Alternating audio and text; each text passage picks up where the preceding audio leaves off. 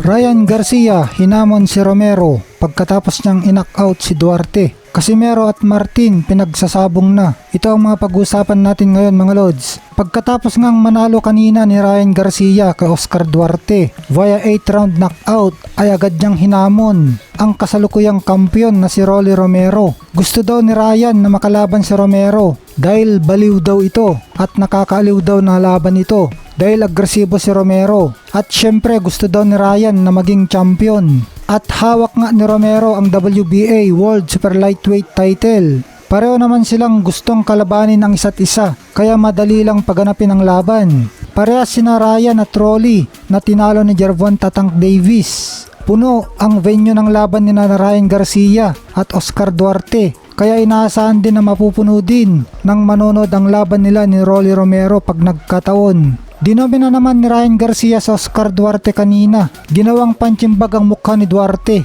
at umepekto din ang depensa ni Ryan na mala Mayweather na sobrang nakaliyad at gumamit ng shoulder roll at yakap, kaya hindi naging epektibo ang sobrang pagka-agresibo ng Oscar Duarte. Nagreklamo naman si Duarte na napaaga daw ng pagtigil ng referee ng laban. Tingin niya na kaya pa niyang ituloy sana ang laban at ipanalo. Samantala, balita naman kay Janriel Casimero, mukhang pinagsasabong siya kay Wonderboy Calames Martin. Ipinakita ang sparring session ni Wonderboy at nakitaan daw ng pagkalakas ng stamina kumpara sa naging stamina ni Casimero sa huling dalawang laban nito na kina Filipos Ngitumbo at Yukinori Oguni. Ayon ito kay Silver Voice TV na itong stamina daw ang dahilan kung bakit tatalunin daw ni Calames Martin si Janriel Casimero. Kaya mga lods, tingin nyo sino ang mananalo kina Martin at Casimero? Comment na mga lods at pag-usapan natin yan.